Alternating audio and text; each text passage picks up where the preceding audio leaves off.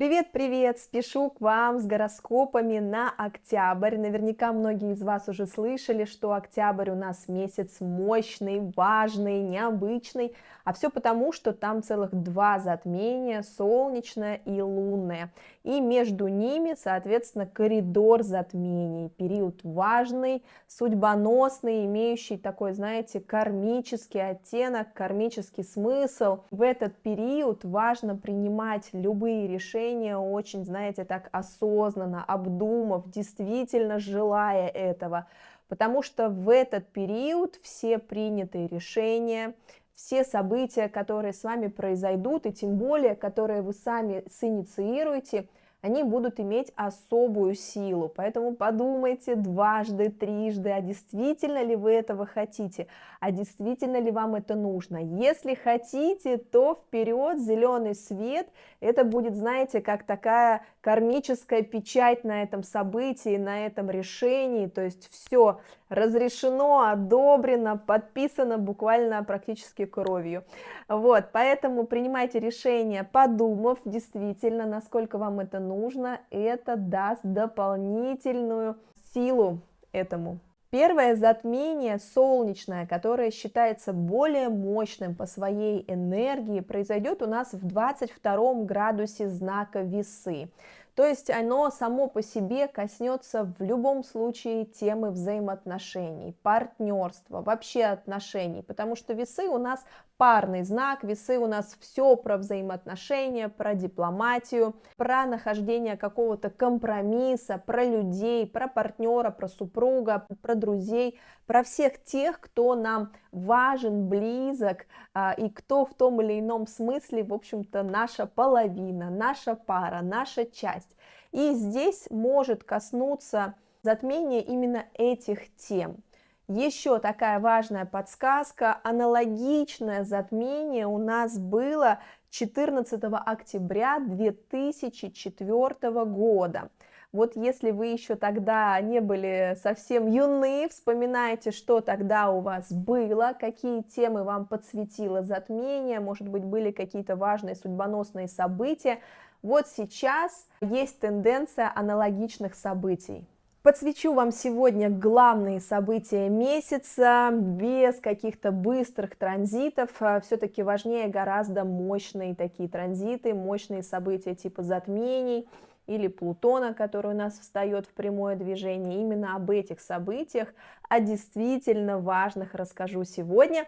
Напоминаю, рассказываю я только про западную астрологию, исключительно не ведическую, и смотрим гороскопы всегда по Солнцу в начале и потом уже второстепенно бонусом по асценденту. Светило у нас всегда важнее.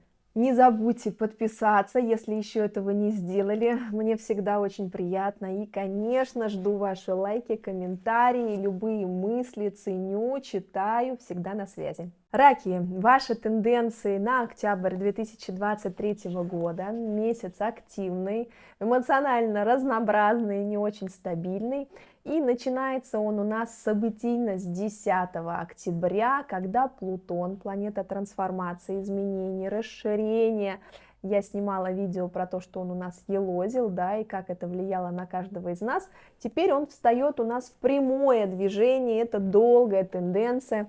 Плутон у нас очень мощная планета, и там, где она у нас идет в транзитах, да, там у нас всегда происходят перемены, масштаб, изменения, трансформации, но чтобы вы понимали, путем ломки, путем изменений других сфер жизни. Это такая энергия, знаете, это не как Юпитер, когда дал и все, и радуйся, наслаждайся. Плутон, он прежде чем дать, он всегда что-то заберет, но заберет то, что у нас уже отжило свое, отмерло, но от чего нам крайне сложно избавиться. Такой, знаете, чемодан без ручки, но вот не можем мы бросить, жалко нам, да, не хотим, мы слишком много времени на это потратили. Это вот такая энергия, когда что-то мешает нашему росту, когда что-то нужно вырвать с корнем, чтобы пойти дальше. И у вас, раки, Плутон в прямое движение встает в 7-м доме гороскопа. Это, конечно же, все, что касается отношений, партнерских, супружеских. И здесь, конечно, может разное происходить, когда Плутон идет по 7 дому, это очень часто свадьбы, разводы, прежде всего, конечно, изменения в теме отношений, отношений длительных, это потому что все-таки у нас официальные отношения, супружеские отношения, но плюс еще ко всему это бизнес-партнерство, это разного рода партнерство по работе, да, которые нам что-то дают, люди, с которыми мы идем рука об руку, делаем общие дела. В общем-то, здесь и муж, и жена, и разные люди, которые с нами делают бизнес совместный. И вот здесь вот может, конечно, происходить разное. То есть, если вы в отношениях, которые вас уже замучили, но у вас нет смелости, наглости, желания, энергии, например, развестись, да, здесь Плутон может сделать так, что это произойдет, да, это будет болезненно, скорее всего, да, это будет, может, не так, как вы хотели, но в итоге вы почувствуете освобождение, в итоге вы потом со временем будете благодарить за это, потому что у вас, допустим, будет более здоровая самооценка впоследствии, или другие классные отношения, которые лучше и экологичнее, чем те, которые были, из которых вы вышли, из которых Плутон вам помог выйти, и вы не могли выйти до этого. Вот это вот такая энергия. Здесь еще, конечно, судебные дела и разбирательства тоже у нас идут по 7 дому, то есть может здесь он вам расширить какие-то судебные дела, какие-то процессы, потому что это тоже абсолютно по сферам 7 дома, но тут какая главная рекомендация в принципе? Проанализируйте все сферы своего 7 дома, супружество, партнерство, суды, и вообще людей, которые вас окружают, подумайте, что из них уже лишнее, что из них вам не нужно, что уже как балласт, и лучше избавляйтесь сами, чтобы потом Плутон не лишал вас более радикальными способами этого. Здесь главная рекомендация такая: меняйся, трансформируйся во благо себя же самого в будущем. Еще один короткий, но интересный период у нас с 9 по 12 октября. Венера, та самая наша любимая Венера, которая уже давно не ретроградит, но в этот период с 9 по 12 октября она у нас объединится снова с Лилит, с той самой вообще проказницей Лилит, которая здесь даст короткий период искушений, провокаций таких, знаете, за все, за что отвечает Венера, это финансы, это отношения, это выбор, стиль, внешность. Здесь вот все будет, так, знаете, извращено, и может такой чертенок сидеть вот тут вот на плече буквально и подначивать вас, сделать какую-то гадость, сделать какую-то несвойственную вам вещь, о которой потом можно пожалеть. Поэтому с 9 по 12 октября будьте осторожны в принятии решений касательно траты денег, покупок, смены имиджа, внешности, вопросов личной жизни, вопросов выяснения отношений со своей второй половинкой. Не наговорите лишнего тут, да. И еще важная информация для вас, такое маленькое объявление по поводу Венеры. Я решила сделать онлайн-девичник, девочки многие просили, к сожалению, со всеми вместе в живом формате нет возможности сделать, все в разных уголках света, но онлайн-девичник мы обязательно сделаем, маленький, камерный, комфортный, всего лишь на 10 человек, на котором как раз-таки я расскажу про значимость Венеры в натальной карте каждой женщины. Ну, мужчины, если вам очень хочется, тоже приходите, но все-таки это больше у нас девичник получается. Обсудим, поболтаем, поговорим про финансы, про отношения, про любовь, про стиль, про все, за что ответственна наша прекрасная Венера. 14 октября в затмение, как раз-таки ссылку на запись оставляю под видео.